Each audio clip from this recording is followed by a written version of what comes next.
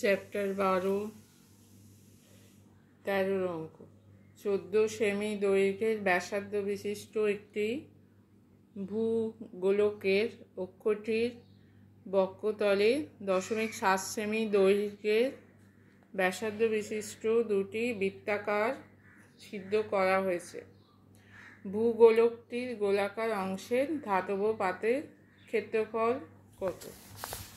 তাহলে প্রথমে ভূগোলকের পাতের ক্ষেত্রফল, এইরকম একটা ভূগোলক আছে, তার উপর দুটো ছিদ্র করা হয়েছে। এবার তাহলে ভূগোলকের ক্ষেত্রফল বার করব, তারপর ছিদ্রর ক্ষেত্রফল বার করব।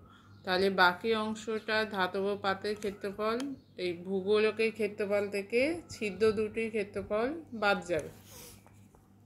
আচ্ছা, ভূগোলকের ধাতব পাতের ক্ষেত্রফল হচ্ছে 4πr², ব্যাসার্ধ এখানে 14, তাহলে 4 গুণিতক 22/7 গুণিতক 14² 4 গুণিতক 22/7 গুণিতক 14 মানে হচ্ছে 14² মানে 14 গুণিতক 14, 7 দিয়ে 14কে কাটলে হচ্ছে 2 গুণিতক 14।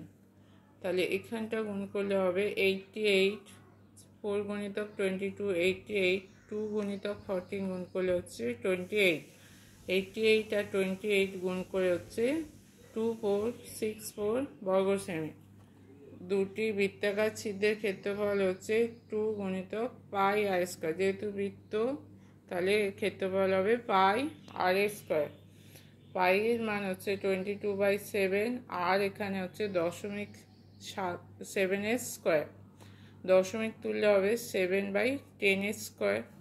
তাহলে 2 গুণিতক 22/7 গুণিতক 7/10², 2 গুণিতক 22 হচ্ছে 44/7 গুণিতক 7² হচ্ছে 7 গুণিতক 7/10 গুণিতক 10, 7 দিয়ে কাটলে একটা 7 কেটে যাবে, 44 × 7 সমান হচ্ছে 308/100, 100 দিয়ে ভাগ করলে হচ্ছে 3.08 বর্গ সেমি।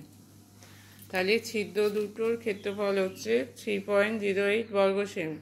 তাহলে বাকি ভূগোলকটির গোলাকার অংশের ধাতব পাতের ক্ষেত্রফল হবে, এই যে 2464 থেকে এটা বিয়োগ হবে 3.08, তাহলে 2464 থেকে 3.08 বিয়োগ দিলে হচ্ছে 2460.92 বর্গ সেমি।